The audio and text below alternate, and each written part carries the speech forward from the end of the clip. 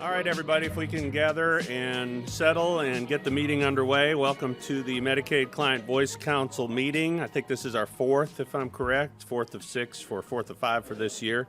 My name is Jason Peterson. I'm Deputy Chief of Community Engagement. It's pretty much my job at these meetings just to welcome you and to introduce our chairperson and co-chairperson, Allison Caballero and Jerry Watson. And with that, Jerry and Allison, you guys can take it away.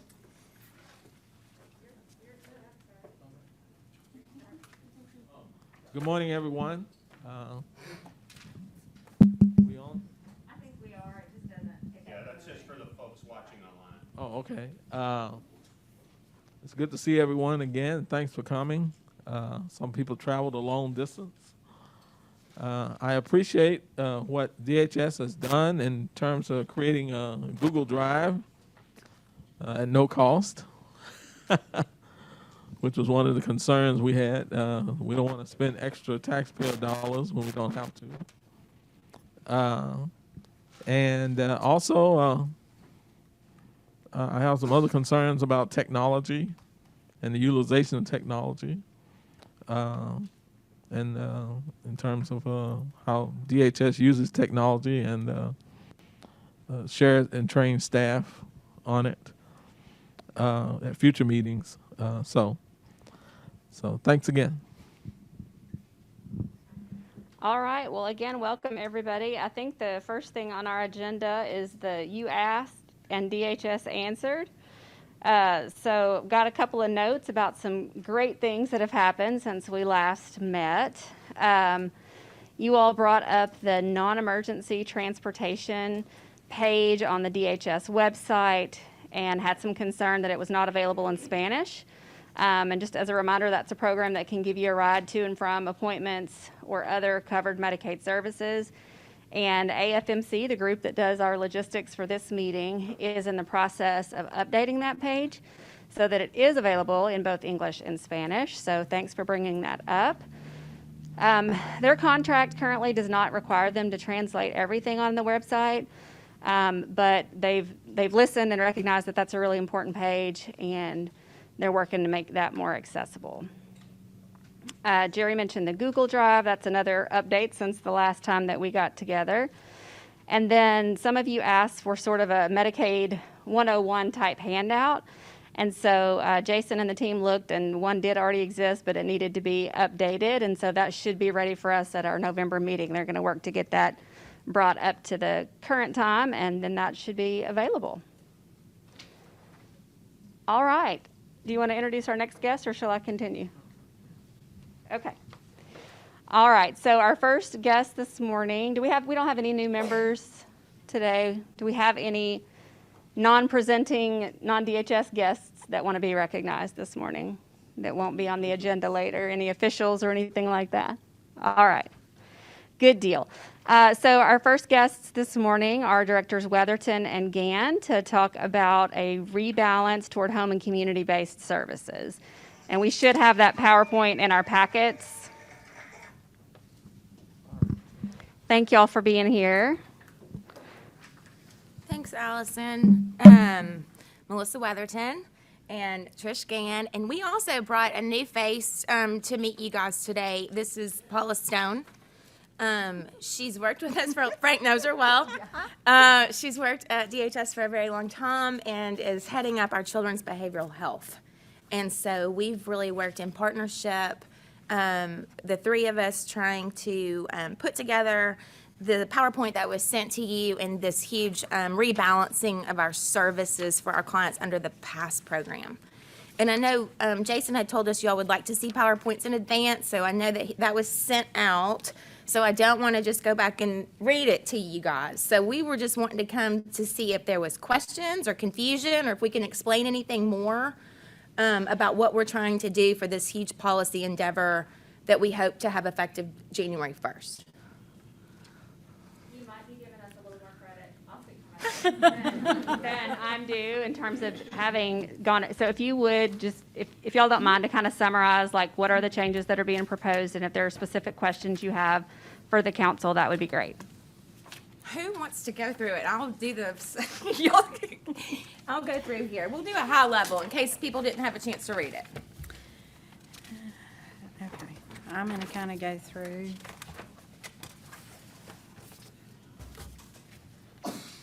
So can we go to slide 4? Let's maybe start there, because I think this is, if you guys are okay with that. Yeah, I think the only thing Can y'all important hear on me? this slide for context Yeah. is when we did the data pulls to see how many clients are in the PASS program, it's very clear that we have a very large amount of children in the program. So really, when we were doing this rebalancing, we were looking at services that were more appropriate for children in some respects that have more family engagement. And so, and then we go back just one, Melissa, so we're going to try to go through here. So what we looked at with the past members is that we determined that there's a subset of those members, the population that has complex needs due to involvement in multiple systems, including justice, the justice system, or the child welfare system, that have some pretty significant behaviors that threaten community safety, or they have intellectual disabilities or significant symptoms of mental health conditions. So really, we wanted to talk about those and address the needs of those more complex populations. And then we've had multiple stakeholders meetings, and so we wanted to look at and address some challenges that were identified. Paula, do you want to? I'll let you. We'll kind of switch back and forth on the slides. Yeah, so with the workforce challenges, what we've seen is people get counseling services, and those counseling services are in large part delivered by master's level licensed clinicians. And so while those services are very important and effective, but we also know that there's some additional services that are needed. And we are really taxed with our workforce of clinicians. I think everyone knows that after COVID and the isolation that occurred for a lot of people during COVID, that there were a lot of more people that really started reaching out, which is a good thing, and looking for that kind of support that you get from a counselor. So people struggling with some depression and anxiety. And while that's a very good thing that people are reaching out and that's become something that people feel comfortable doing, it really has taxed our workforce here in Arkansas, and then I think in other states as well. So we've really talked about that. So we know that for that population that Trish is talking about, that we need more than counseling services. We need those home and community-based services that are going to keep people in home and community settings, keep them out of institutions. And so one of the ways to look at workforce is to say, how can we have those licensed master's degree counselors supervise a group of highly trained people that are going to go out and provide some home and community-based services?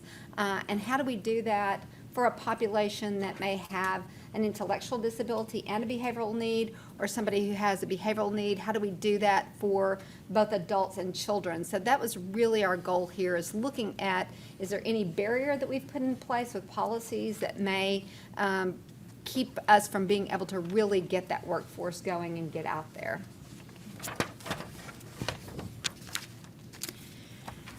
And so we created a graphic to kind of show the mix of IDD and BH populations and to look at kind of where they are in the 4 quadrants. So we have a large majority of past members who receive services that they need.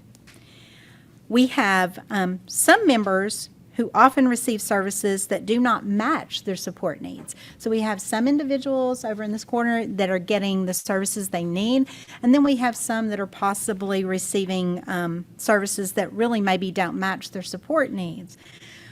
We also have services that are just not available. So looking at the development of intensive in-home services for children, assertive community treatment for adults. We're looking at and talking with providers about adding therapeutic communities, which is kind of our adult psychiatric residential, and more community reintegration programs, which serve children with those complex needs. That's a step down from psychiatric residential services. And then on Melissa's side, looking at complex care homes. I think those are your 8-bed homes, right, Melissa? And then we also know that we have some members that could benefit from services, and those services are just really being underutilized, or they're just not there for those individuals. I think the only thing I would add, just right now we have a high population in the PASS program due to the public health emergency. So it's over 56,000. And when we're talking about this subset of clients that have these pretty significant needs, we're looking at maybe 200. So I think we want to emphasize that we really feel like that the program is set up for the majority and it's working for a large number of clients, and we get a lot of feedback. But of course, the ones who it's not working for is who we hear from the most and who we spend the most time on. And those are the services that we're trying to put into place and rebalance for those services that the current program is just not working for them as well as it should be. So some of the activities that we are going to do, or some things that we've already done to support members with complex needs. One is clearly defining and identifying the population. So we want to make sure that we're finding that population of individuals who have complex needs. Creating a requirement in the PASS agreement for enhanced care coordination through a multidisciplinary team, and Paula's kind of alluded to that or talked about really that multidisciplinary team from the top down. Creating a new level within the existing provider type that delivers home and community-based services, which are supervised by a professional. And an intensive level of CSSP, and CSSP is, oh my gosh, Community Support Systems Providers. And that is a new provider type that we created last January. Oh my gosh. And so we're going to talk a little bit more about that in a little bit. Adding new service definitions and billing codes for evidence-based home and community-based services led by professionals.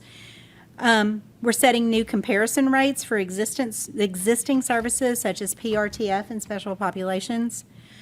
We're working to update the PRTF Psychiatric Residential Treatment Facility, PRTF, service manual. We have already updated the rate for therapeutic communities. That's happened and been approved through CMS, and that is in place. We're adding acute beds, acute crisis beds to hospitals. That is a permanent rule, and we're working with hospitals to get them to add on some of those acute psychiatric beds so that individuals can receive some type of acute psychiatric treatment in the hospitals. And then through our ARPA funding, we're going to be paying we've already paid workforce stabilization incentive payments. So anything you guys would like to add to that? No, I think you did well. So we understand that not only are our clinical staff on the behavioral health side, we're short-staffed across the state and across the nation, but we're also seeing that shortage in our direct care professionals that are doing these services in people's homes. And so we targeted federal funding through the American Rescue Plan funding source, and we distributed, I think I've mentioned this before, we've just expended $112 million that went to these providers, and they could only use it for three things. They could only use it to recruit staff, to retain staff through retention type bonuses, and they could also do an additional payment if a staff member is taking care of someone with complex care needs, because that's also, as y'all can imagine, a very hard client to staff, and it takes a lot of training and hours. So we are seeing good results from that so far. We are about to stand up an online portal where the providers are going to be sending in metrics so that we can actually see how many people they were able to hire with this funding, how many people they've had to be able to keep on board because of the funding, so that we can see if it works. And our next goal in ARP is to look at the workforce across the state and see how we can stabilize it, because this money will end in March of '24, and we won't be any better off if we haven't come up with a better plan on how we're going to recruit and retain our workforce. So that is our next goal, working with vendors to utilize this money to do a look at that landscape. So these are the children's services. I'll talk a little bit about counseling services. Those are provided by a master's level licensed clinician. And counseling services are available to any of our Medicaid beneficiaries who need counseling services, not just to PASS members. And so our hope is that people will get those services they need, and they may not need additional services. This may be something that they can stabilize, get those services quickly. Access is important here. But if additional services are needed, then these are the services that go on up that increasing intensity. So where we've really focused here with our new programs, our new policies, is around those home and community-based services that are really targeted towards services that keep people out of institutional settings and making sure that they're able to, on the child side, go to school and be with their families without needing those other kinds of services. I will call out here the crisis services across the bottom. Those are also available for everyone, and I believe Trish mentioned earlier, Melissa mentioned earlier about the acute crisis units. And so we've had acute crisis units for adults, and we've had those provided in freestanding buildings by outpatient behavioral health agency providers. And now we've made that available through Medicaid for any hospital that wants to enroll, that is currently enrolled as a Medicaid provider. And they can choose a couple of beds, they can choose more than a couple of beds. They can have those beds in their emergency department, or they can have those beds on the floor of their hospital. So this is a general hospital. And the goal with those beds is to provide some stabilization. So we have lots of people that come to emergency rooms in need of crisis services to treat a mental health condition. And they may wait in an emergency room for hours and hours or even days waiting for a psychiatric hospital bed to open.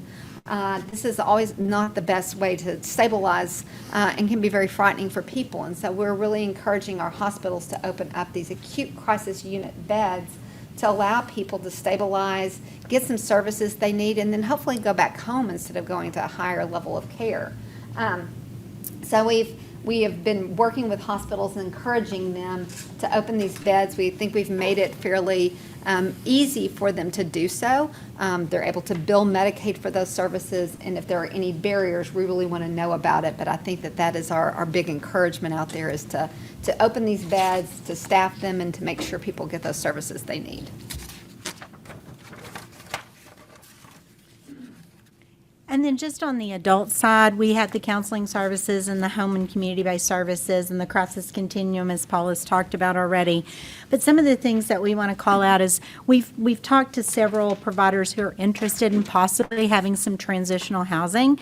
Transitional housing is not a service that's paid for by Medicaid, but what we do understand is that many of those individuals who are in acute psychiatric facilities, such as the state hospital or other acute psychiatric facilities, often we're having issues with discharging those individuals because they don't have housing. And so what we're looking at is the possibility of us having some providers who maintain some transitional housing. And we added that service called assertive community treatment. So that would be where these individuals would be able to come out. We could use some funding around Money Follows the Person, and we could get them a stable housing, or work toward getting them stable housing while we're going ahead and getting them out into some assertive community treatment to help them remain in the communities upon discharge. So that's really the big change there. This is the boring slide. I'll just quickly go through it. So in order to do what we've gone through with you this morning or this afternoon, we're touching 10 manuals. So, it all connects, and we have to go in and tweak all of them when we do things like this. So we're going in, and those are the manuals, and I will not bore you with reading them, but those are the manuals that we have to go in and promulgate through our legislature in order to get these services and these changes in place. You want to tell them there's more about CSSP, what we're trying to do? Sure. Bear with us, there's 2 more slides. Yeah, we promise, we're almost done. So we currently have the CSSP program. Like we said, we promulgated that and created that provider type in January. But we began to look at this and realize that we probably needed to expand upon this.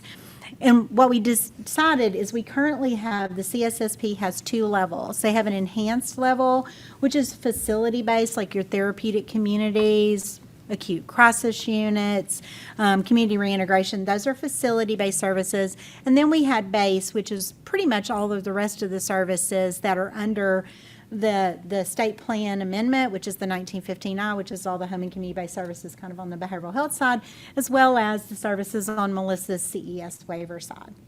And so what we decided to do is really split this into 3 levels instead of 2. And to change up the certification requirements some. Martina's working with us on that, so that the enhanced level will continue to be those facility-based services. The intensive level is really those services that Paul has talked about in terms of those services that are being provided to people to keep them out of institutions. They're rehabilitative services, so they're helping them gain skills in order to stay in the community. And those are team-led. Some of those are team-led, like assertive community treatment, and intensive in-home, which I'll have Paula talk about. Those services are team-led. And then base services, which are really those services when individuals get stable that help them remain in community settings by checking up on them to make sure that they're taking their medication, helping them with life skills and staying in housing or seeking employment. Paula, would you like to talk a little bit about intensive in-home? Sure. So intensive in-home came to us from our child welfare partners. It is a service that they started purchasing, and we have a couple of different providers that came into our state. And the service is, again, led by that professional, but then highly trained paraprofessionals that go into homes and really work with the family on building those family skills and making sure that they support a child, their child. And so they really look at this instead of just having that child with a diagnosis and interventions. They look at the whole family, including the siblings, because children live in homes and they live with family members. This could be a foster parent, it could be adopted parent, it could be a biological parent. And so the goal of that is to provide some very intensive services that train the family and train the parent to be able to address any behavior problems that are occurring. And so you're training in a lot in the very first phase. You get to back up a little bit in that second phase and have the parents really look at how to do this themselves. You're still there for support. The intensive in-home provider is still there for that support and comes still to the house, but they're really looking to see if that parent and that family is able to generalize all the skills that they learned. And then in that last phase, they've backed out even a little bit more. Part of this is crisis services. So you already have a relationship with that intensive in-home provider. So if a crisis occurs, instead of calling law enforcement or instead of calling an ambulance or instead of going to an emergency department, you call your partners there. And so it's a real partnership where they come out, they help you diffuse crisis situations so we don't have people transporting. What we found is once you get transported to an acute hospital, it's a high likelihood that you're going to go into more of an institutional setting. So we really want to divert that pipeline into institutional settings by providing all of those supports. Yeah. When you say in-home supports, are these services available to families who have children that are in school that may be having the behavior issues? So would that also be a service that, hey, the school can call and the parent can call and you can be made available at the school also? Yes. While we definitely want to coach the parent because they're the primary person that's providing that care, but we also can provide those services. The intensive in-home also goes to the schools and helps kind of watches that child's behavior in school, can provide those kinds of supports to the teachers and provides those interventions. But again, it's really about training the people who interact with that child and not just treating the child in a vacuum. So yeah, good question. I think that's it, because the last 2 slides are really boring. They're just our timeline and something about rates. So we've already gone through that. And like we said, we are pushing this package right now and hope to have everything in place by January. Okay, we've got time for some questions. Okay, on that last slide for rates, is that supposed to be January 2023? Yes, it is. Thank you. So the rate assessment, just to make sure it's not complete right now.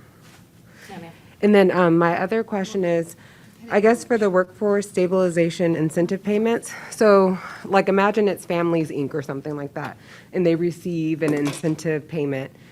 They decide what they're going to do with the payment? Like, it's not going to be a standardized rate for mental health providers, like the organization, whoever would be going out or creating this program within their organization would be deciding how they use that payment. I guess I'm thinking about how do we ensure that whatever the rate is going to be, even for this temporary time period, even before 2024, you guys figure out a plan that people are going to stay employed in those positions so that, I mean, because I've worked in mental health service providers or, settings where the reality is the payment may not be enough, so people are transitioning in and out of families and, okay, well, we have a new paraprofessional coming on in this position. So how are we going to ensure, is there going to be a set rate or something, or how does that work? She's talking about workforce stabilization, right?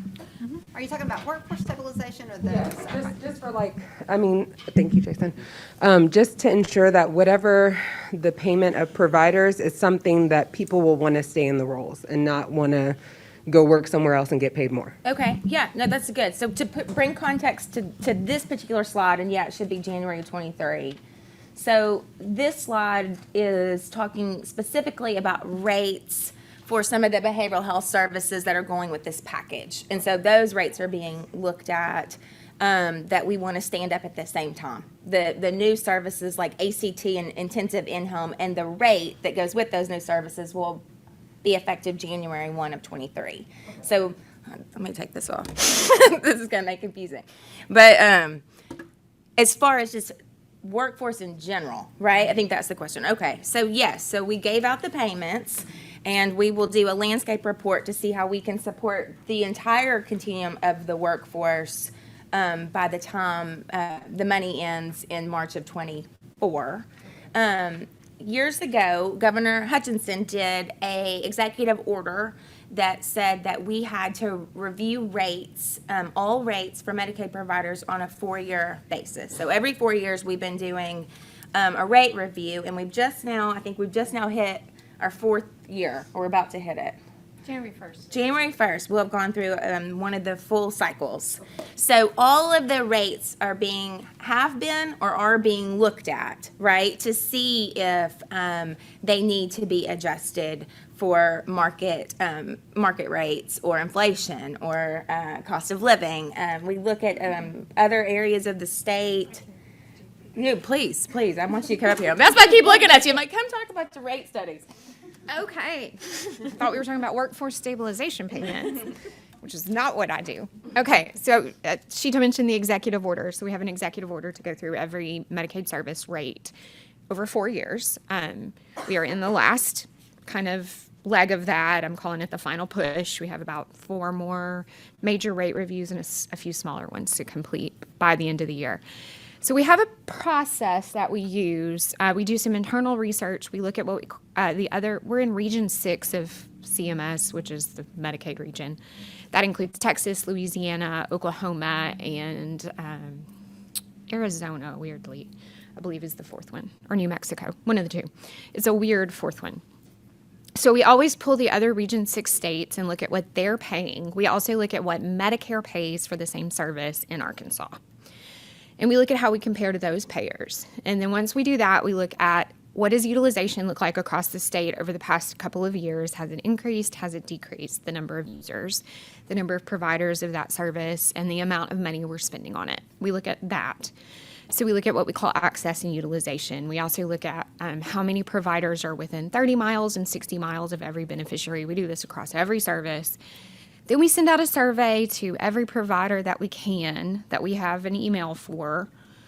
That's basically asking them, do you limit Medicaid clients because of the rates, or what, is the rate?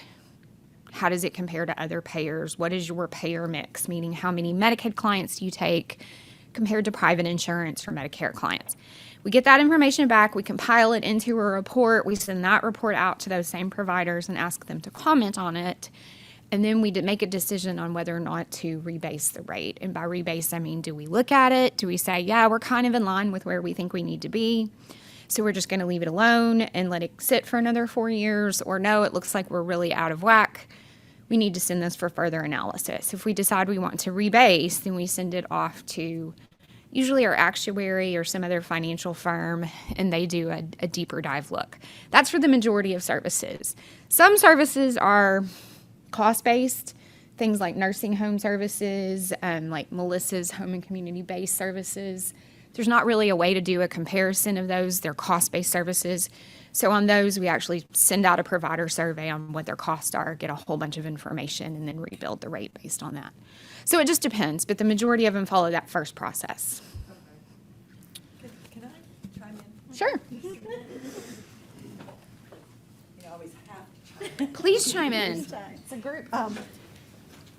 And it's because I think part of what you're talking about is what you're talking about, which is, so we've temporarily infused some money that CMS gave us into the workforce here. Even in doing that, we're still all struggling with workforce, right? I know where we operate, not just our programs that we operate, but where we operate our facilities, we are struggling to hire workforce. And all over the country, doesn't make any of us feel any better, but all over the country, everyone's having this same issue. I was at a conference this past week and spent a whole day with other states on the issue of workforce and workforce development, workforce stabilization. And everyone is looking to this same issue of, there's been a temporary infusion of money in. How do we use this period of time through 24 to get ourselves to where we build a workforce and we're able to stabilize it? This won't make you feel any better. Right now, no one has answers. And I say that because literally the first speaker that got up and the presentation said solutions started with, so we've studied this for years. Right now, everything we've tried, there are no solutions.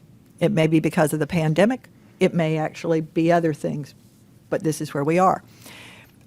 So part of what Director Weatherton is referring to is we are, over the next year, we've got a company that we have brought in that is a national company that works around all of these types of issues to help us work with the providers, with the clients, with the stakeholders in this state to actually see where are we as a state going to go so that we have a plan and begin to implement before we get there. A lot of the things, and y'all will have ideas about this, okay, because you live it. But a lot of the things that people are talking about is in addition to pay structure, because that's incredibly important and it matters and it has to be done. But it apparently is not enough just to do that, okay? Because that's what folks are seeing. It's people are looking at things like, well, how do you, when you start talking about direct care workers, how do you create more of a career path? How do you create credentialing that allows for additional pay when you develop additional capabilities? Are there things where, in some cases, you could use technology to make the work easier for the direct care worker, or to be able to specialize, around something and feed that information in, and then have the direct care worker able to use that technology? There are ideas around growing, working more directly in educational settings, perhaps even into high schools, early college, different degree programs, you see what I mean? It is a wide open landscape of how do we build our direct care workforce in this state and stabilize it going into the future. And it's not, money is an issue, but money is not the only issue. And so I just wanted to throw that out to say, as, they engage this over the course of this next year, this is an incredibly important effort. And I'm personally really proud and excited that they want to go at it in this holistic way and not just piecemeal it. So I would urge you to take part, right? But to also recognize that in addition to money, the answers are deeper than that. I just want to say I'm glad you brought that up because I know Sayard Evans that works in Northwest Arkansas has brought up some programming, I think that took place in Ohio, where they started training individuals in high school to incorporate them into the workforce, so as soon as they graduate. So I hope that's something that you guys maybe look into for the DDE population. Yeah, I got to talk to them last week, and it was so encouraging. So what I did was, back to that slide with the, that we did for CSSP, so we have the base, the intensive, and the enhanced, and there's training requirements for the paraprofessionals that are going to work in each of those areas and provide those services. And so talk to the group that is doing that, identifying people in high school. And so we're matching up our training requirements that we put in that policy that would be promulgated in the courses that they're teaching.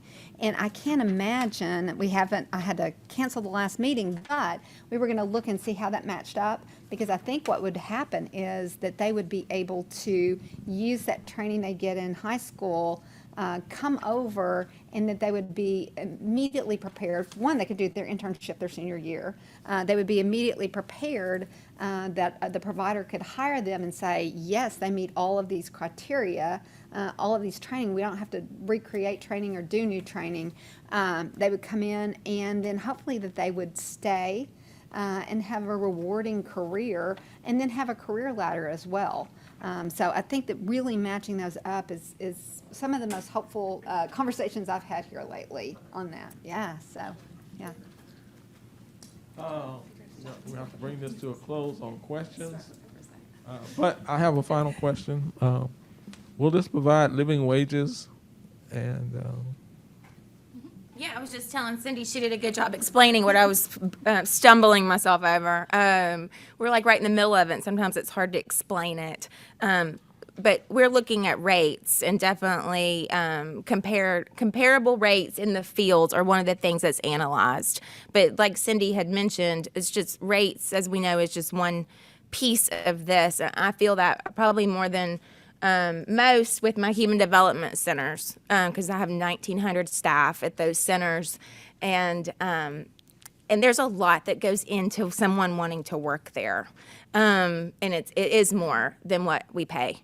And so we are actually doing a 360 review on the human development centers to see how can we improve morale? How do we support people in the leaderships, in that ladder at the HDCs, and all the things that we really feel like will translate somewhat over to what we're doing on the community side as well. So kill two birds with that stone when we go through that process. So all of this is playing together in what we're trying to do with all of this American Rescue Plan funding. And you guys are going to be contacted. So you've been put on every stakeholder list for every single one of these projects, because we're really excited for one of the first times to actually have clients and guardians and interested stakeholders, reached out to. We really struggle with finding end users of our service that can help us build programs. So I apologize in advance. They're going to be interviewing you guys and sending survey questions. But I think once you get in this with us, we're going to all move together and see where this is going to go, all these different pieces that Cindy's talking about. who's the next? I'm going to call an audible real quick, because before we get to lunch, we do have an addition to the agenda that was a late ad that we wanted to present to you. It actually was born out of one of these meetings. Mark White is here in case you guys have questions, and Jay Hill is the director of the Division of Aging and Adult and Behavioral Services. So we're going to invite him up. We're going to punt the part about the eligibility form until after lunch. But Jay, if you want to come up and make your presentation, and it's a change to the Arkansas waivers, an update on that. So, we come up? This is exciting, and I want to thank Secretary Gillespie for letting me jump in on the agenda like that. You've got your PowerPoint there, and I believe we're on the screen, but I really wanted to talk about the AR Choices waiver that many of our Medicaid beneficiaries are served on, almost 10,000 people in our state. And Presently, the AR Choice's Home Community-Based Services waiver makes no provision for services to be provided to our beneficiaries when they are in a hospital setting. And if you recall, in this council, that concern was raised about the opportunity to maintain those services, to have a continuation of those services during an admission. Very, very excited to say that the division, we are currently pursuing an amendment to this waiver that it is permitted under Section 3715 of the CARES Act. And the amendment makes the following provisions for attendant care services in a hospital setting. But we're not moving, I'm sorry. I have a clicker right in front of me and did not move that at all. My apologies. Is this it? You got it? There we are. One more. Thank you. I'm sorry. We'll catch up. So the amendment makes the following provisions for attendant care services when they are identified in the individual's person-centered service plan. They are provided to meet the needs of the individual that are not met through the provision of hospital services. They're not a substitute for services that the hospital is obligated to provide through its conditions of participation under state or federal law. And they're designed to ensure a smooth transition between acute care settings and home and community-based settings and preserve the beneficiary's functional abilities. And so this allowance of attendant care is really going to be wonderful for our beneficiaries. So many of our folks do have hospital stays. And we were looking at how this will work under a billable service. And so right now, AR Choices, it is a waiver service that follows personal care services. And so the first 64 hours of services that our beneficiaries receive are billed under state plan personal care. And then those additional services are provided under waiver. And the question came up and arose, well, what if a beneficiary admits to a hospital within the first few days of a month, per se, and they still have not exhausted their personal care hours? And so what we will do, we are going to make an exception for the hospital stay, and for those persons that admit prior to the use of to the exhaustion of their personal care hours, using the hospital provider code, the provider will be allowed to bill attendant care at any point during the month when the beneficiary admits to the hospital. So we've made a way to work around that so that the personal care, so that attendant care services can still be provided in a hospital setting. Timeline. We have submitted this waiver amendment to the governor's office for final approval. Following that, it will be released for public comment for 30 days, filed with the Bureau of Legislative Research and then the Arkansas Secretary of State's office. Upon completion of the public comment period, the amendment request will be sent to Centers for Medicare and Medicaid Services, to CMS, and we say that a lot in here, for review and approval. And I will tell you that we've uploaded a draft of our waiver amendment already and allowed CMS to view that prior to our formal submission. Had a couple of phone calls with the staff representatives who work in our region, and just to let them know that this is coming so that they can go ahead and see this now. Public comment summary will be provided to BLR, to Bureau of Legislative Research, and the amendment scheduled for legislative review, we hope by the end of the year, with an anticipated start date in January of 2023. So I wanted to just update the council again to let you know that your suggestions, your concerns, the things that you brought up, this was a great suggestion, a wonderful thought, and we are going to see that come to fruition. So I wanted to thank you for your input and show you what we're excited about. I can add just one thing. Yes, sir. So, just a couple of points. One thing that did make this possible was Congress did change the law in the CARES Act. Before that, there was some language in federal law that kept us from paying for these type of waiver services within a hospital, but with that change, it does make it possible. And there is, and Jay referenced some of the language that, I don't want to call it limitation language, but it's language that outlines when this service can be used. And I'll tell you, the language that we use pretty much follows word for word what's in the federal law, because we wanted to be as expansive as the federal law would allow. So we've got that in there, and so we can make this available as much as possible for folks. All right, I'm going to allow any of you, of course, to ask questions, but let's start with Bradley, since Bradley was the one who brought up this issue at a past meeting. Hey, I just wanted to tell DHS thank you for that. It's going to help a lot of people. Glad to hear it. Absolutely. Anybody have any questions about this presentation? Any comments, questions? I've got Allison? one comment, just a thought about kind of scope of practice, I think there's going to be a big need for education for nursing and other clinical staff to understand what the role of a caregiver is and is not. And for caregivers to be reminded of scope of practice issues as well. I think it could be really easy for a caregiver not fully understanding where their role should stop to kind of take on more than they should in that setting. And that could not be good for the client. So just, I think, real opportunity for some education. Agreed. Good Thank you point. for that. Thank you all. Thank you.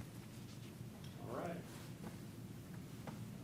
So let's see, it's 10 till. Do you guys want to go back to the discussion of the eligibility issue before lunch?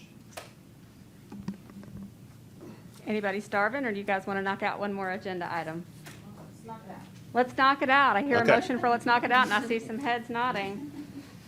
All right, so I think this is where we kind of had asked for this handout and of who's eligible for what, just in a nutshell. So I think the floor is just open for questions and comments about what's on this sheet that's in your packets, right? Yeah, if you guys have questions based on the eligibility guidelines that are in your packet, we have the folks with DHS who can answer those questions. So hopefully you've had a chance to think about that and review the document, and now's your chance to ask any questions about that.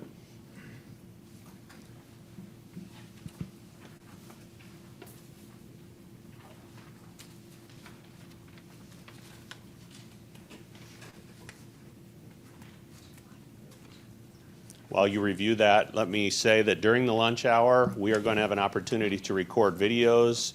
It's basically going to be a campaign called Medicaid Matters.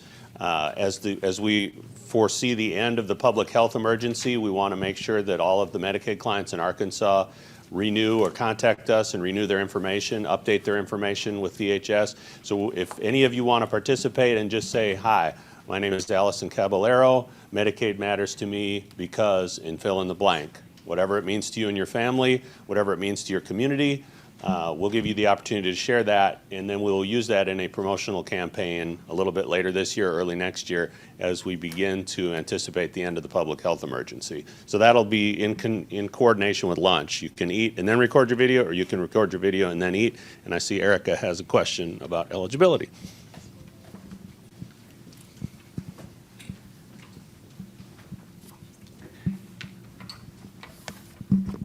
Thank you. I'm looking for specifically the emergency Medicaid services. Where does that fall under? Emergency Medicaid services, they can actually be in any category. It's not a specific category of Medicaid for individual, and these would be individuals who do not meet the citizenship requirements to participate in Medicaid. There is a provision for emergencies that are like acute onset emergencies, go to the emergency room for immediate treatment type of events.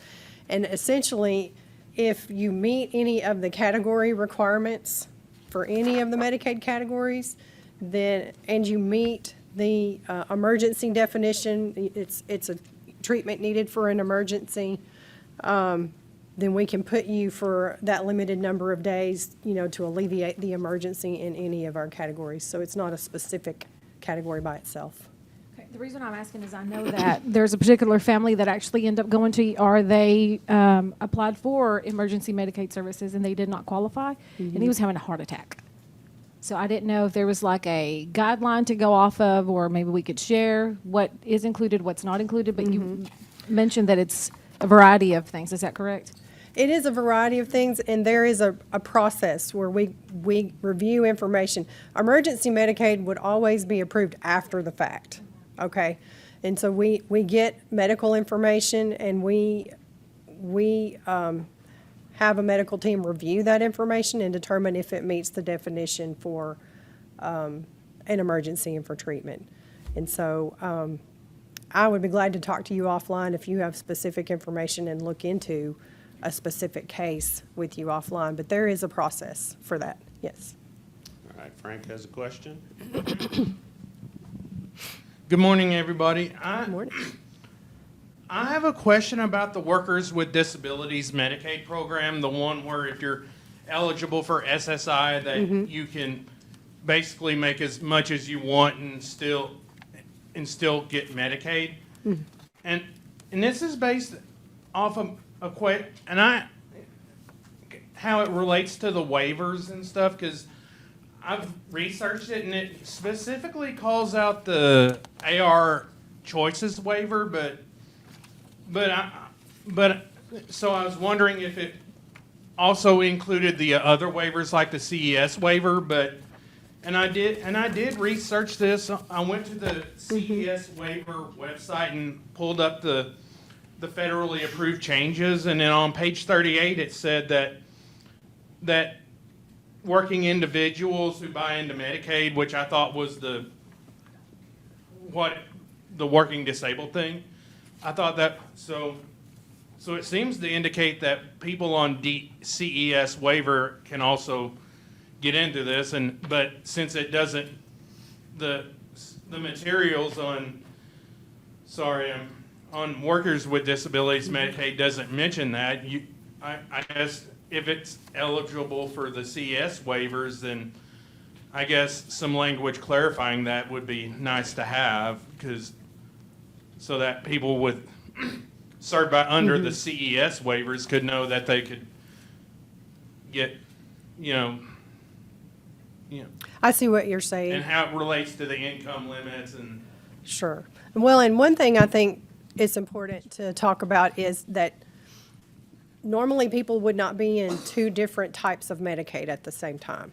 So the workers with disabilities category is for individuals who are disabled and they're working when they apply for services. And if we disregarded their earnings that they're making because they're working, they would qualify still for SSI. So those are the requirements for workers with disabilities. And it is correct that if a working disabled person is receiving services and is eligible for the workers with disabilities category, they can receive the services that are available through the AR Choices program. I am actually going to have to take that question back about the CES waiver to see if it also applies to other waivers. But you are correct about that. But if you are in the CES waiver, and Melissa will help me out, that means you are entitled to all the services available through the state plan that you need, plus the additional waiver services that are available in the waiver. And you would not need workers with disabilities category on top of that. And so, you would be served by that waiver. That's right. Yeah. Because what happens is normally the waiver, what happens is the waiver is capped at 3 times the federal benefit rate. So if you're making anything at all, you would be cut off. But if you got the workers with disabilities Medicaid, and would that cover you like it would if you were on the AR Choices waiver? Frank, Miss Regina Davenport in my office, she is the expert on this, all right? And I wish she was here because she could answer this. But let me take that back to her. Mary's right, though. The issue is, we need to look and see what AR Choices is called out, because once you go into a waiver program, you're in a different eligibility category. And so different rules apply. And you're right, that waiver's 300 times above federal poverty level. What happens with all this money is some rules around Social Security that you can only have $2,000 a month and can't go over that, or your Social Security gets cut off. So really, I need Regina to help me around that. I think that's what's causing a lot of our clients on the CES to not be able to work very much. It's because I think it's the Social Security rules around income. Because the reason I do it is because, I work as a data analyst, but I'm on the Workers with Disabilities program and the AR Choice, the DDS waiver. So I was just wondering if that's something that everyone could on That's the. a good question. Let me find out more for you, Frank. And that is another difference. The workers with disabilities category doesn't have a resource limit. unlike the waiver programs, which do. So sometimes people fit better in the waiver program, and sometimes they might, if they're working, fit better in the Workers with Disabilities program. Any other questions? Okay, seeing none. Thank you, Mary. You're welcome.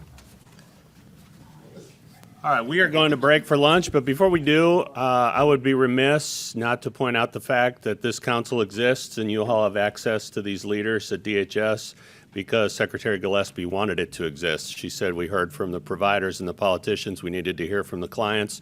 So this was really her brainchild. This is the last meeting that she'll be attending before she sets sail into retirement, and we appreciate your initiative in forming this council. It's a great partnership, a collaboration that's forming between our agency and the people we serve. So thank you.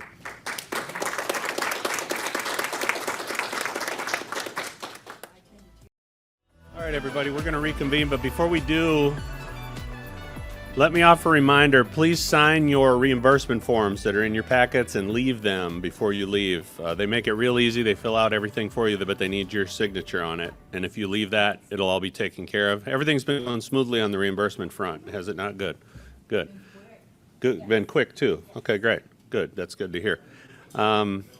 Also, leave your name tags. I've been asked to make sure you don't wear your name tags out because they have to then recreate them every meeting. So if you can leave the clip-on name tags they gave you when you arrived, that would be helpful as well. All right, so for the second half of the meeting, let me again defer to Allison and Jerry, and off we go. A couple of people are still recording their video, but they'll filter in a few moments. Welcome back from lunch, everyone. And we have a few more people that's still coming.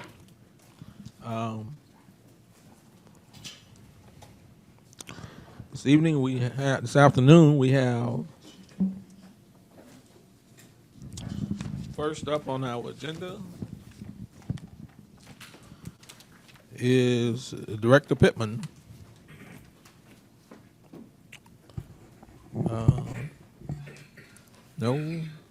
Director Pittman.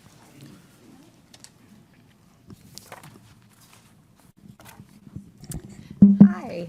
I'm not sure how to make this work. Somebody trying to. Oh, okay, we got it. It's like, oh no, y'all are making me use technology. But we figured it out. Thank you very much for having me this afternoon. I'm going to talk to you a little bit about cost sharing, which I know is a very exciting topic. And they told me I got to talk to you about this. I was like, I always get the really fun things, guys. Thanks so much. But anyway, we are, per CMS, there are some rules around cost sharing. We found out that we needed to change our current cost sharing methodology to become compliant with the CMS rules. So that's what you'll see is what we're talking about here. And we're also lining up our home expansion cost sharing with our traditional Medicaid cost sharing. So what is cost sharing? If I can make this PowerPoint work. I can't. Is it the other one? Oh, that's why. Hey, here we go. Cost sharing includes copays and premiums. Copays are what you pay when you go to the doctor. So most clients have copays when they go to the doctor. So for example, I pay $25 every time I go see my PCP, and insurance pays the rest of that for me. Most Medicaid clients do not really pay copays or any form of cost sharing. Medicaid pays the majority of that bill. However, under CMS, we are allowed to charge very small amounts of copays. So the point of this is that you won't have a large bill after you get sick or you end up going to the doctor or the emergency room. As you know, a lot of people who go to the emergency room end up with very large bills. Medicaid clients won't have that happen because we cover most of that. So this is just a small fee that you pay when you go get medical services or prescriptions. So they can be a service-specific amount. For example, when you go to your doctor, it could be $4 per visit. You can have a quarterly limit, $60. This is the old, our home limit was $60 per quarter. So a client under Arkansas Works cannot be charged more than $60 per quarter, as well as the $4 per visit. That was also their limit. And then we also have exempt populations. So pregnant women are never charged copays. There are other populations that are never charged copays. And there are services that we'll never charge a copay for. For example, when you go get your wellness visit at the doctor, you will not be charged a copay. If you have an actual emergency room visit, you should not be charged a copay. So most Medicaid clients who are not in Arkansas Works in the past paid the following copays. We turned them off in October of last year. So you probably, if you are in traditional Medicaid, have not paid a copay since October of last year. But prior to that, you would have been charged $2 if you got a pair of glasses. You would have been charged anywhere from, I think it was actually 50 cents to $3 if you went to the pharmacy to fill a prescription. And then for any inpatient hospital, non-emergency room visits, it was 10% of the first day. Arkansas Works clients, though, that were above 100%, paid different things. They paid a premium, and a premium is just a monthly fee for your insurance coverage. So they paid $13 a month to get their insurance coverage. And then they paid a $4 or an $8 copay, depending on the service, up to that $60 per quarter or $240 a year. So no Arkansas Works client would have ever paid more than $240 a year for a copay in our old system. And that was determined by their income, which was $13,590 for a single person. So if you made less than that, you did not pay a copay at all. And $27,750 for a family of 4. Again, if you made less than that, you would not have been charged a copay. So now, that's what it used to be. What it is going to be starting, we're putting this out for, is it March? March 1st of 2023. There will not be any premiums. So it doesn't matter what eligibility category you're in, we are no longer charging premiums. And CMS, that's per CMS, we're not allowed to. The copays are going up under the federal regulation. They went up to $4.70 and $9.40. So it depends on the type of service, but those are the two copays. You will not have a copay for any pregnancy-related services, for any of your preventative services, for any emergency services. That includes ambulance transportation. Now, what that does not include is if you go to the emergency room, but it's not really for an emergency. So, sometimes you go to the emergency room, but it's not really an emergency. I don't know if you've heard of that. If you do that, you may still be charged a copay. But if you actually have an emergency, they cannot charge you a copay at the hospital. Family planning services. So if you go for anything like family planning counseling, birth control, anything like that, that cannot be charged a copay. And then if you're hospitalized, we used to charge that 10% of the first day on inpatient hospitalization. We will not be charging that anymore. We did, however, change the copay limits based on income, and you'll see those down here. So depending on where you fall in the income, we are now charging copays for anybody that's 20% federal poverty or higher. And those are down there. So it's $27 if you're between 21 and 40%, 41% and 60-54. And you can see that there, and that's on the handout you have. So that is a change. And that's your quarterly copay limit. And we track that. And once you hit that limit, we tell, our system says don't charge a copay anymore. So how it works is normally what we do is we reduce what we pay the physician or whichever provider by that copay amount, and they know that they then need to bill the client for it or can bill the client for it. Once you hit that limit in our system says, oh, we can't reduce that bill anymore, and we pay that provider the full amount. So they know that they can't bill you. So the programs that will require copays, and there's not very many, you'll see them here. It's Our Home, so most of the population inside of Our Home will pay copays. It's a working disabled because that goes up to, as we just discussed, as high income as any income as long as you meet the SSI requirements. And then something we call transitional Medicaid adults. No other groups are going to be paying copays. So individuals even inside of those groups that won't pay copays include American Indians or Native Alaskans, enrollees enrolled in hospice, so if you're in hospice care, pregnant women, and enrollees who are 19 and 20 years old. And that is it. I didn't have a lot of slides, but I'm happy to take any questions. Yes, sir.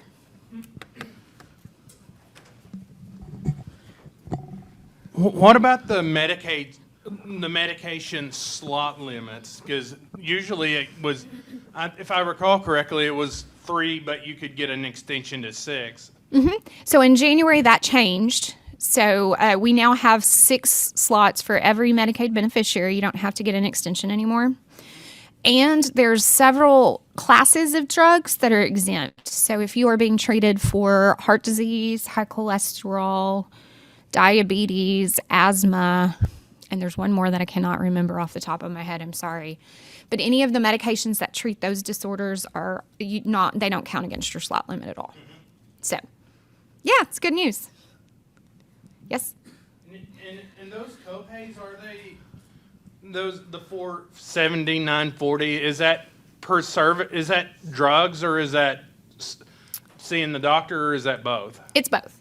So I believe the doctor is the $470 and the pharmacy is the $940, but there are some exemptions on that pharmacy one that I cannot remember off the top of my head. But again, once you pay that quarterly limit comes into play. So you'll be charged that for each service you use until you hit that limit, and then we won't charge you anymore. Any other questions for Director Pittman? Just a comment to say thank you for those clean, non-cluttered slides. I'm speaking just for me, but I'm sure others agree. Like, that's super helpful. That was really easy to follow, and we knew exactly what you were trying to tell us. You explained acronyms like Gold Star, Director Pittman. Thank you. Well, I won't take credit for the slides. That was actually the staff member that put together the copay rule.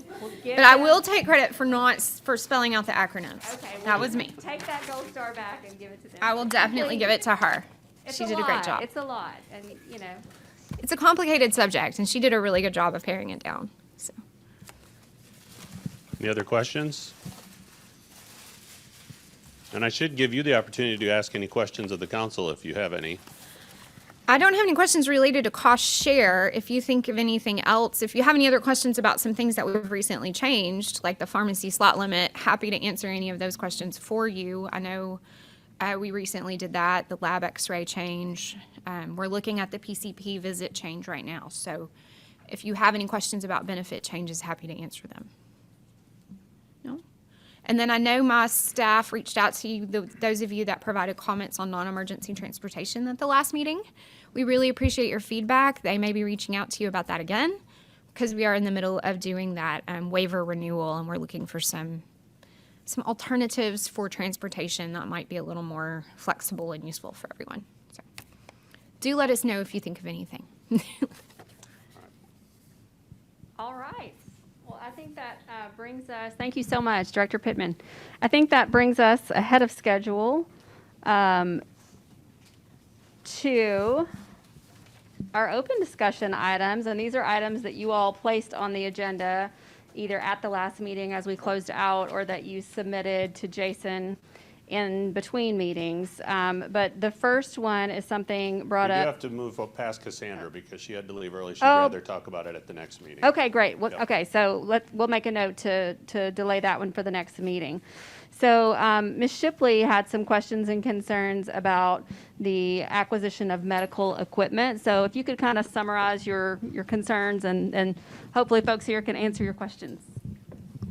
Just basically, it has become exceedingly difficult to receive medical equipment. And I understand that the manufacturers of that medical equipment are probably charging outlandish prices for this equipment, therefore making it more difficult to probably want to approve as far as insurance is concerned. But take, for instance, in our situation, we had to fight, I'd say 15 months to get 2 beds for 2 children who are unable to walk or talk, spastic quads that can't roll over. And if I would have just been an average parent that just was tired of dealing with it, I would have gave up. But I had to have a folder on my desk that is entitled Kids Medical Fight, and I would look at it every day. So are there some changes maybe that we can make to help families to obtain equipment? I know that like our therapists were writing letters. They had to write letters 2 or 3 times. PT, OT, they're not paid for doing that. You know, they're paid for that hour of therapy that they provide. I called the doctor's office 3 or 4 times. They had to continually fax stuff over. It seemed like every time we would get like the denial letter from the AFMC stating all this other stuff. And it just seems like they're making it so difficult for us to get the equipment that we need. So you're doing it through AFMC, so it's through traditional Medicaid. It's not through a pass. Correct. My children, honestly, I wasn't aware of a pass. I didn't even get on a pass until we started in this council. So I have a 6-year-old and a 5-year-old that were never even on a pass. And this was just traditional Medicaid. Okay. That, you know, we were fighting for this equipment for. So we are looking at their rates, obviously, which I think Secretary Gillespie said it well. That's really not the only issue, obviously. Payment's not the only issue. There's supply chain issues and everything else that are factoring in here.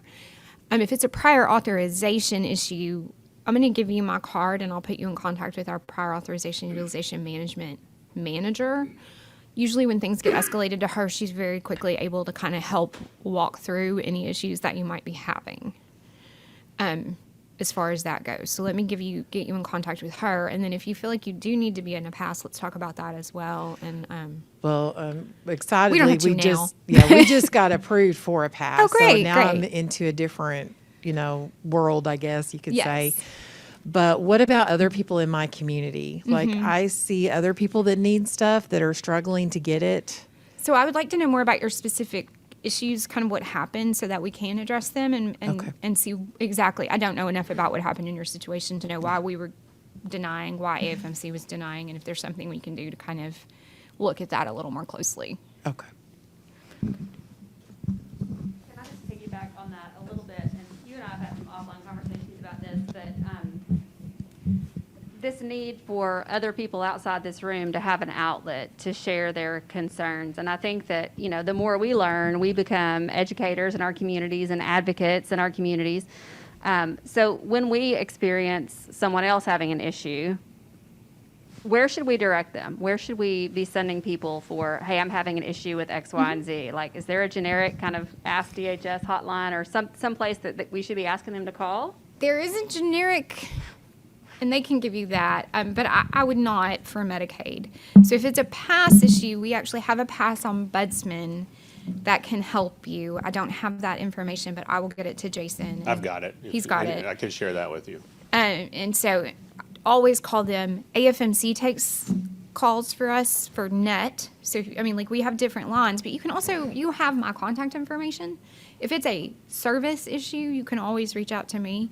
If it's an enrollment issue, you can reach out to me. I always call Mary and her assistant director, Robert, as well.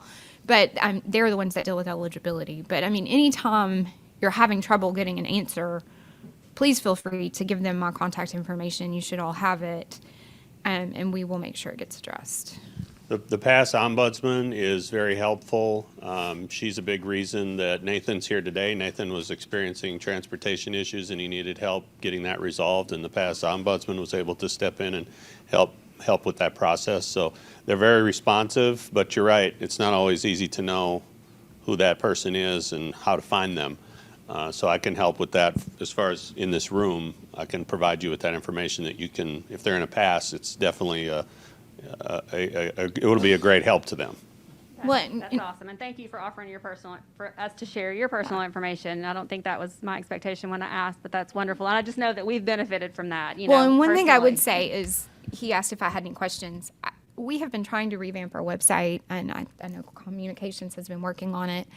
I would love for you guys to go look at the DMS website and see, is it easy to navigate? Are you able to get to the information you want well or quickly?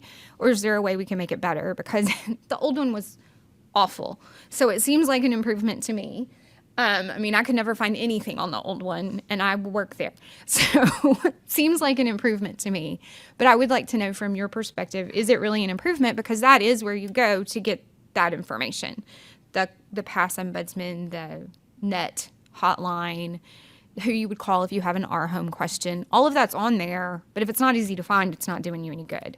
So I would like that question answered if at all possible. If you could send us a link and we could take that as an assignment to kind of really give it a good solid look That'd be before the great. next meeting. And if we have some time on the agenda, that'd be great for us to bring that back to you. That'd be wonderful. Thank you. Homework. Jerry, did you have a comment? Yeah, I think we had one more. Okay, I didn't know if you wanted to add to Bradley what we were already Leatherwood. discussing, or, But I didn't want to interrupt since he's already on the agenda. so should we go to Bradley then? Yeah. Yeah, you were, you want to remind the issue Bradley had raised? Sure. The possibility of extending benefits like health insurance, 401ks, Yeah. paid time off, et cetera, to caregiving staff. Yeah, I was on there for that, but I didn't realize that was this month. Yeah, I brought that up because DHS had mentioned here in one of the meetings that some of the, help me out, some of the places where people go and stay, some of the home type settings, they were having trouble keeping people because of benefits. Well, in my situation, I have my mom and dad are my caregivers in my home, but what I'm thinking about is they're getting older and they're going to get to where they can't take care of me because of their backs and stuff. If I have to hire somebody to come into my house, they're not going to do it without benefits. Hey, Bradley, thank you. That's something we can definitely look into. We would need to look into whether or not, if it's in the Medicaid budget, because as you know, we do have a contractor that helps with the financial intermediary issues with self-direction. We may have a new contractor here shortly. That's something we can also discuss with them to see if they would have any plans or could offer anything like that.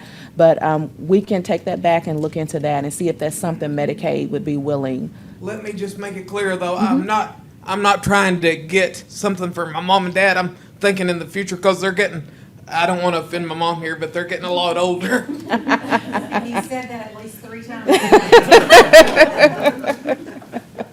We're all getting older, Bradley. Yeah. Well, Bradley, you raised a question for me as someone who is trying to get service as a caregiver for my daughter through agencies, and they may all be different, but is it the norm for agencies to provide benefits for caregiver employees, or?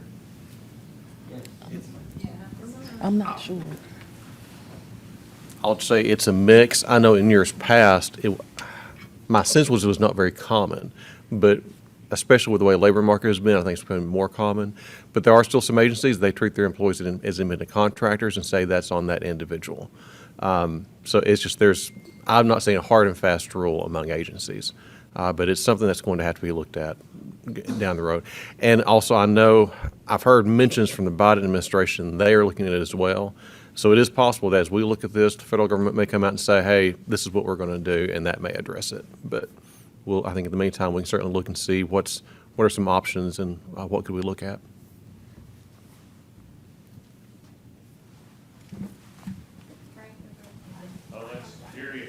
So those were the only things that I recalled that I knew you all wanted to talk about, but this is an open discussion, open question. So Jerry, why don't you go, and then we'll get to Frank.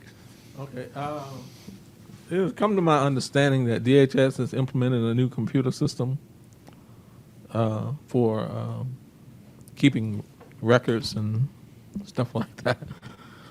And either staff hasn't completely come up to speed on it, or there's some problems because people will present information for a certain program, and then computer system then you talk to somebody and they say, well, it's not in the computer system. And then somebody else say, yeah, it is in the computer system. And then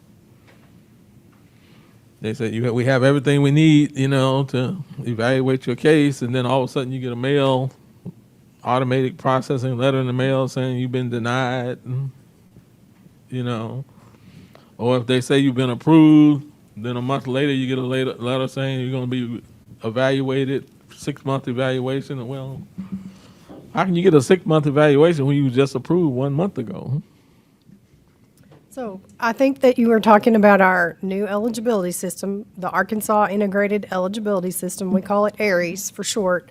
But we did just fully implement it in May, we completed statewide implementation. So there is still an adjustment period going on, for sure, among our staff. We did a lot of good things in that system. And I may have mentioned this to you guys before, but before we had this system, we had Medicaid in 2 different systems, actually 3 different systems. We had SNAP in a different system as most of our Medicaid.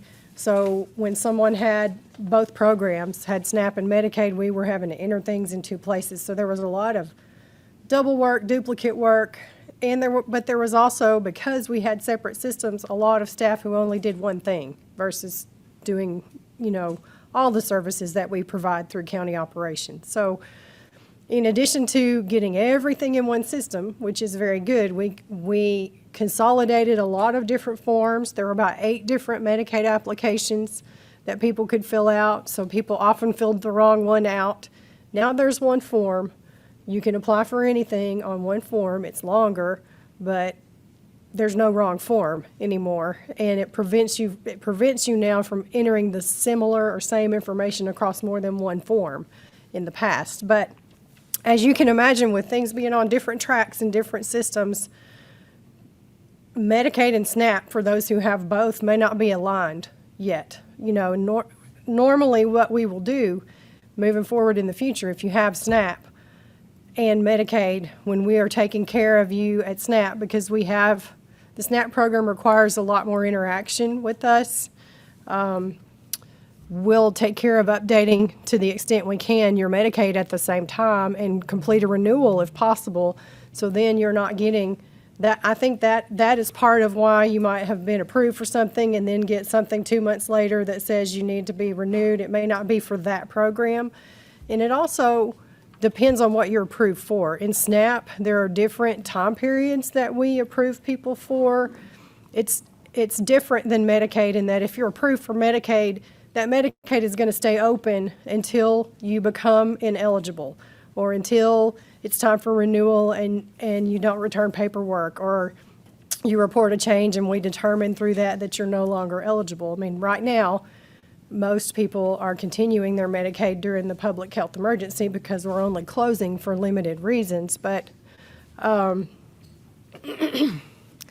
SNAP is different. It's specific time periods. We have expedited services for SNAP where they're really emergency situations, very, very low income or no income, and shelter expenses are exceeding whatever income the family does have. And that household might be certified for 1 or 2 months. We have other households where they may only be certified for 4 months because of unstable living situation or because they are required to be involved with the SNAP requirement to work, and they may not qualify after 4 months because they're not meeting the requirement to work in SNAP. And then we have other households that might be certified for 6 months, which is a recent change we made. Due to comply with some state legislation. Now we have 6-month certifications instead of 1 year. So every 6 months we renew those cases. And then we have our elderly simplified application program in SNAP where they're eligible for 36 months. So SNAP is very different from Medicaid, as you know, but even the rules and how often we have to interact with SNAP is different. So I think that. And also with an integrated system, we decided, let's send one notice. Let's send one notice a day for whatever happened with that case that day for that whole household. So that means it's a long notice too. You might have, you were denied for this, or your program here changed or ended, but then it'll say you were approved here and now you're getting this. So I do know that there is some confusion about the notices. They're longer, and that could be true too. And like I said, the learning curve with our staff, and we have new staff on a daily basis. We have new people. We're training new people. I do expect these things to get better over time, but I definitely recognize that it's an adjustment period we are still going through. But I want you to know we are doing a lot of things to support our staff through this and help them get to a point where they are experts in this new system, and many of them already are. I have, an amazing team in county operations all over the state, and many of them are now experts in this new system. But we have integrated our training, so they're not learning it individually, one thing at a time now. It's an integrated training where they learn all the programs and how to use the system. We do something called Walkthrough Wednesday, where if there's a topic that's giving everybody problems, or we seem to see a lot of errors about a particular thing, we do Walkthrough Wednesday. Now with all the virtual technology we have, we record those sessions because everybody can't be in it at the same time because we're providing services all day, every day. But they're available, they're saved, staff can go back to them and refer to them. And we're constantly working on improvements overall based on their feedback, what they need in the way of training, and just getting everyone to understand the new way we do business. And that includes our clients, because we no longer work necessarily based on county lines. If you live in Hot Spring County, it may not be Hot Spring County staff that work your case, but the next available worker, wherever they are in the state, will take that next thing and work that case. And so that is a big adjustment, for our staff and for clients that we are still working our way through. But we want to continue to do things to help support our staff and answer our clients' questions. And ultimately, our goal is to provide good customer service, because the reason why anyone in the state may work your case is because we have the ability to do it that way. And the goal is to get the next thing worked wherever it can be worked fastest by whoever can take it next. That's the goal behind it. Not to be, well, you live in Hot Spring County, so only they can work your case. So if they're shorthanded, then Hot Spring County folks might have to wait longer. We did this to avoid all of that and make sure that we're providing consistent service statewide. But we've also got to help our staff embrace that as well. And when you call the county, it may not be that county that worked your case, but they have everything at their fingertips to answer your question, to tell you exactly what's going on with your case, tell you what the next steps are, and get that taken care of. So we'll continue to work on that, but definitely acknowledge that this is definitely a period of transition for us, and we're working our way through it. Is this going to affect when the end of the public health emergency comes and 750,000 people get kicked off of their services because of computer? So no. The fact that there is a new system won't cause reasons for people to be kicked off of Medicaid. And when the public health emergency ends, no one's going to automatically have their case closed. We have a process that we are working on as an entire department across all of our teams to prepare for that public health emergency unwind. So we know everyone who is on Medicaid extended right now that we would have normally closed because they became ineligible or because they didn't return information we needed to determine if they were eligible.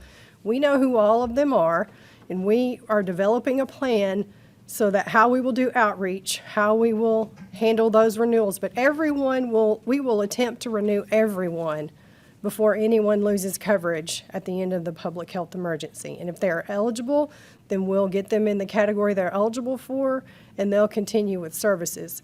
Our new system is just going to help us do that statewide. No matter where they live, we'll be able to just take care of them wherever they live. But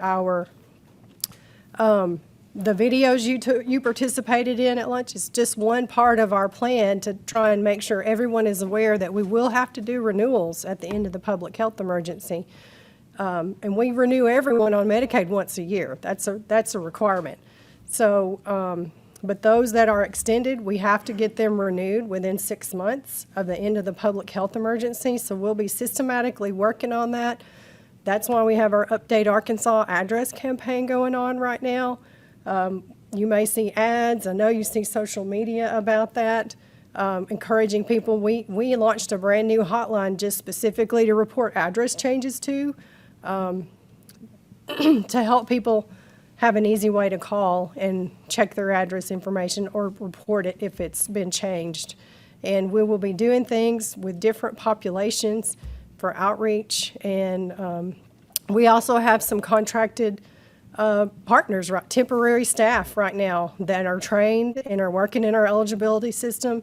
We have them in place helping us get through the transition with this new system, but also to help be ready for us and to support Arkansans through the public health emergency unwind. So we are taking steps to make sure that people aren't negatively impacted by our ability to handle the work when the public health emergency ends.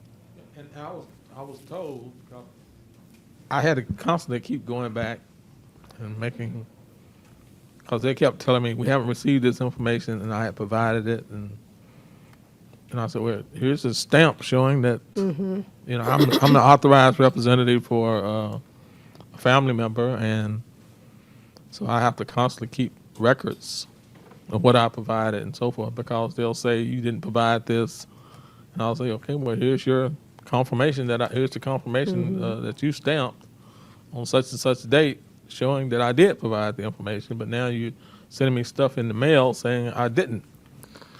You know, and sometimes those things, sometimes we've received that thing after the notice that went out that said we didn't receive it. So that does happen sometimes too.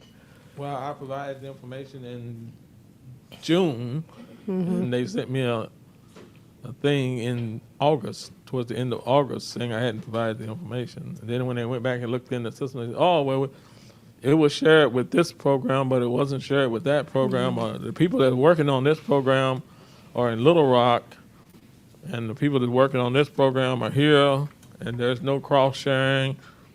And we don't have a record that you're the authorized representative anymore, because that didn't get transferred over from the old computer program. You know, stuff like that. So you got to fill out another form and prove that you're the authorized representative. Well, I'm sorry that you had that difficulty, but yes, I mean, there has been a lot of change and we had used some of these eligibility systems for decades. So the amount of people and information in those old systems, getting all of that to a new system, of course, we archived a lot of it, especially if they weren't recently open cases. But part of that process is going through those cases and touching them for the first time in the system, making sure everything we need is there. So I can see how that has been difficult. But anytime that you know you've turned in information, if you don't think you're getting the right answer by the first person you talk to, every single one of our counties has supervisory staff and a county administrator, and you are definitely welcome to reach out to them if you feel like you need additional service than what you're getting from the person that you're talking with. You should be able to do that. And you can, of course, talk to me. People call me when they need me. You can reach out to me. I have some wonderful assistant directors in my area too. One of them is in charge of all the county offices. So we will get it resolved. And even though we don't like to hear when something doesn't go right for a client, when we do hear about it, it does help us to address the issue, and whether it's an individual issue we need to address or whether it's something that we know we need to provide as better, more comprehensive training across the board. Frank had a question.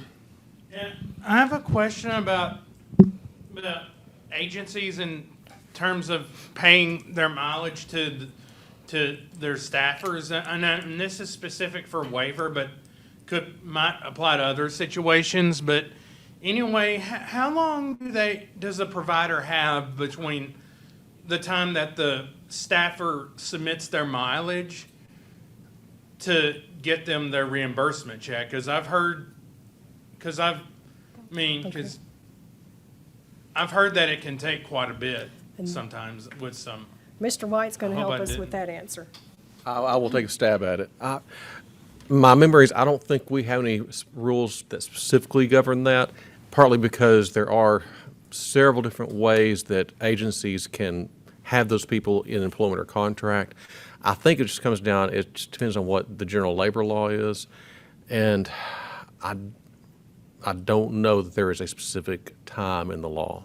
We can double check that, but my memory is that there may not be a specific time in the law, and that's just the individual has to put that on the agency, and if the agency won't pay them, they either have to seek legal help or just, find another agency. I didn't necessarily have a question, I had a statement. I wanted to give your staff kudos. I received an email about my son being moved out of the home, and immediately when I called, they jumped on it and fixed it. So even though I think, again, errors may occur, your staff was very responsive in getting it done. They reached back out to me in email, back and forth immediately. So again, I wanted to also highlight the good things, because they didn't have to respond so quickly. It was like immediately they were talking with my past coordinator, making sure that the problem was fixed. So again, it's some good things going on too. So thank you. Thank you for that. Kind of going back to the paperwork issues, it's great to hear there's new systems and that you guys are starting to share cross programs within DHS. Just as a long-term pie-in-the-sky wish, again, special needs kiddo is why I'm at this table. I think during the month of August, I answered questionnaires for, and this is not all DHS, let me preface this. I did an OT reevaluation. I did an ABA therapy reevaluation. I got great news that we're coming off the DDS waiver waiting list, and so I did a bunch of questions for that. And it wasn't that long ago that I did the annual assessment that TEFRA required. So in a very short amount of time, I'm answering the same questions over and over and over again. And not only is that difficult when you have a special needs child and you have a life, or try to, it's a huge burden. It's also really impactful, I think, on our mental health. I can only answer so many times a day without completely losing it, all the things that my kid can't do.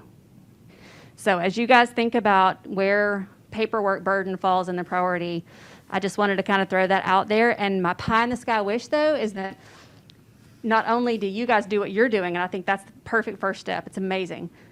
How do we share that out with our occupational therapist and our behavioral therapist? I know they all use different instruments and all have different rules and blah, blah, blah, but we can do better, I think, and I'm glad you guys are kind of setting the tone for that. So thank you for that. I want to say two things. One, we will have to look at how to deal with the provider issue of it, because I know they all have to do annual reassessments. And is there a way for them to share that information, to have some sort of shared system? That's an excellent point and a good thing to take back. And I'll talk to Director Weatherton about it, because those are her services. You did also mention TEFRA annual renewal. And I do want to say that is one thing we are trying to make better. We're all very excited about it. So we're going from an annual redetermination to a every 3 year, I believe, redetermination for certain conditions that are the 6 categorically exempt developmental disability. Right. Chromosomal abnormality. Right, things that are not going to go away in a year or 3 years even. So yes, we are working on that and fixing that. So that's one less thing. But I do appreciate your point you made about providers, and that's something to look at, and if there is anything we can do to address. I think we will still probably have to do the annual financial renewal piece on that TEFRA change, but there will be some of the medical that won't have to be done every year, so. We're really excited. We are very excited, yes.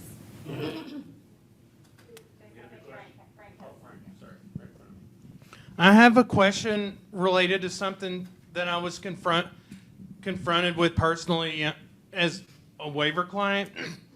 It was something to do with a transportation consent form, and it says, I hereby give permission for X to be transported by an agency vehicle to various places, and in case of injury, I authorize agency to act in the best interest and stuff. But here's the questionable part at the bottom. In granting all these permissions, I understand that agency transportation carries with it inherent risk and dangers, including but not limited to injury, loss, property damage, or death.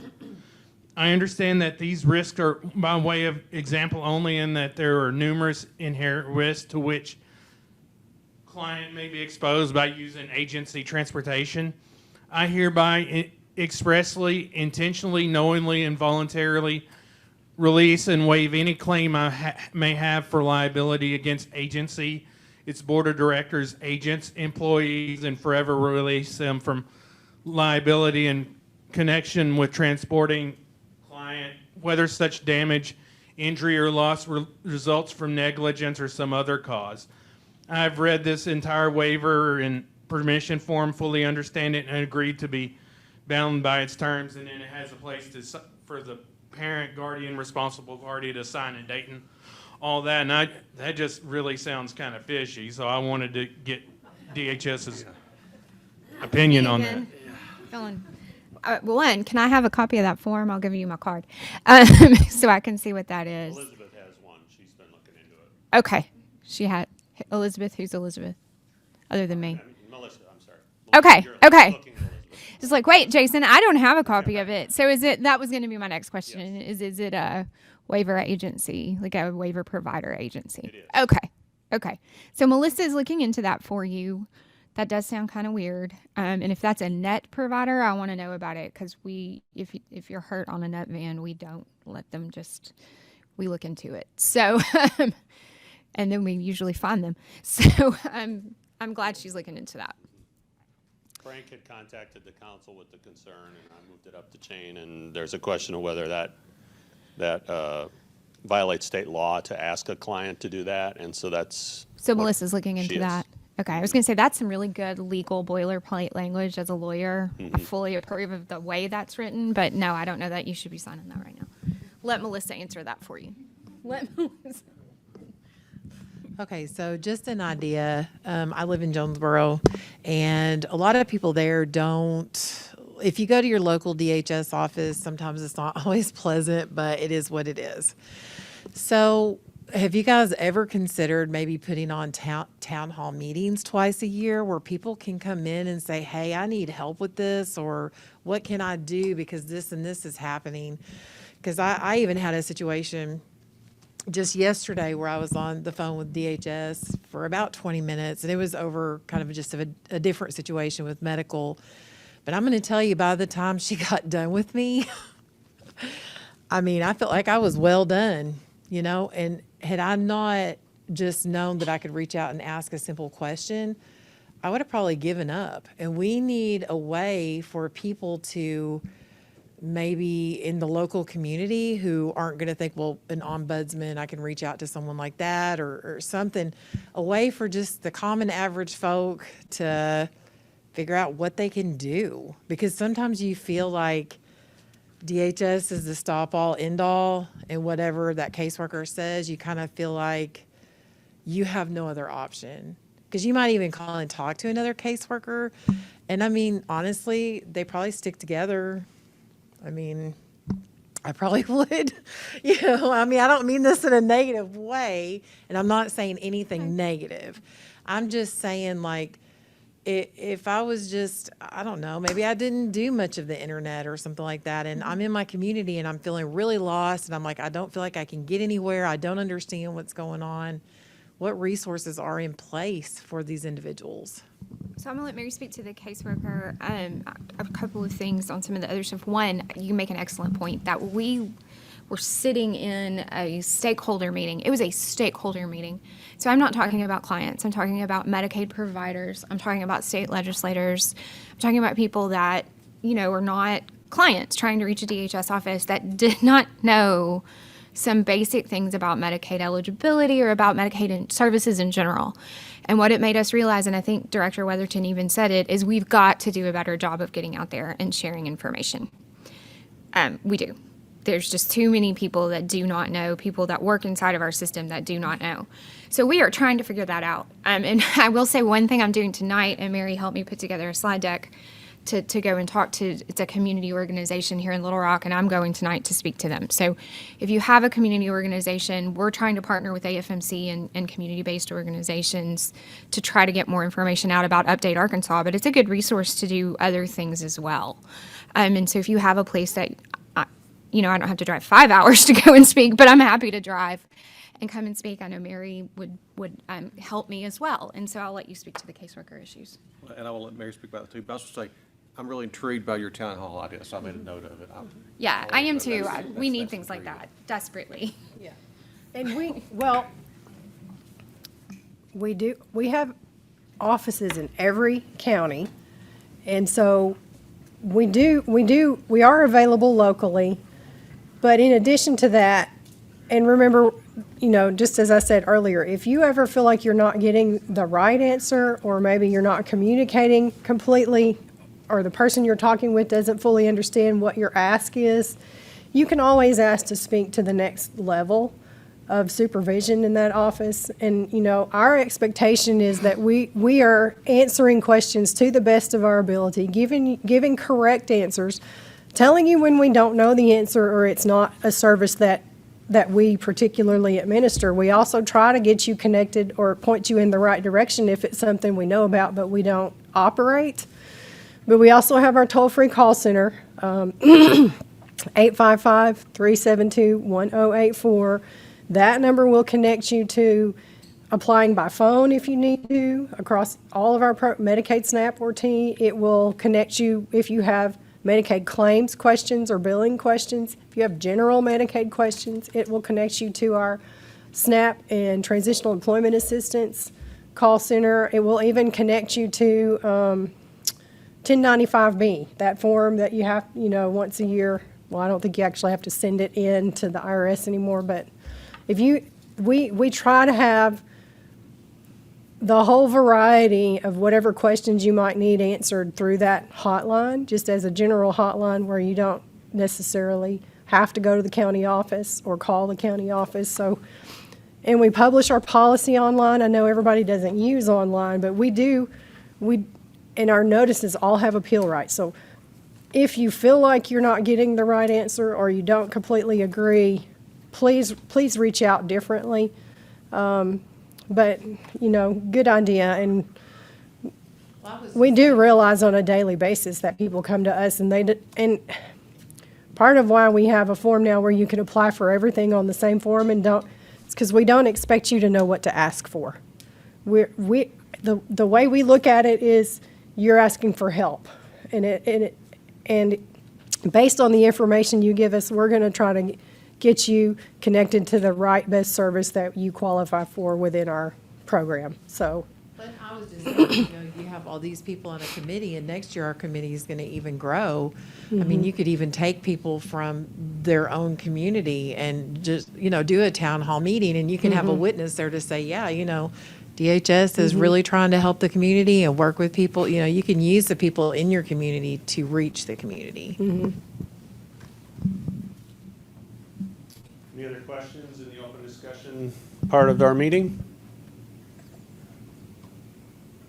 Bradley? Oh, I'm sorry. I don't have a question. I just want to make a comment about what was just discussed, as well as the town hall meetings, though. I know a lot of people that would have good suggestions that DHS needs to hear, but because of their disability, they cannot travel. So can you start doing a lot of stuff by Zoom and letting people participate that way? Because there's a lot of people that just cannot travel.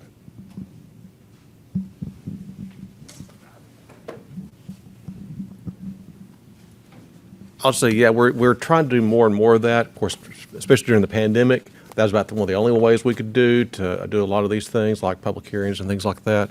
So that is something that we've expanded, and it's an excellent point that we do need to keep looking for opportunities to make that opportunity available around the state, publicize it so people have that opportunity even if they can't travel.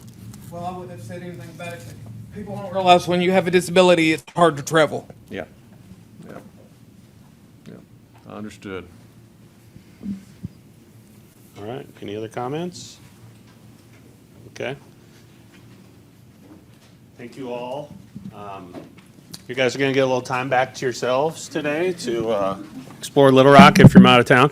Hey, you guys, you know, we've had a couple examples today, whether it was Bradley's suggestion about hospital care, Erica's suggestion about getting some things translated into Spanish. You know, we are going to make a difference with DHS. We're already seeing our work making a difference. So I'm encouraged. I hope you're all encouraged by that to keep it up. We're going to send you a link to the webpage and get your suggestions that have been solicited here today. So I'll send that to you so we can improve that.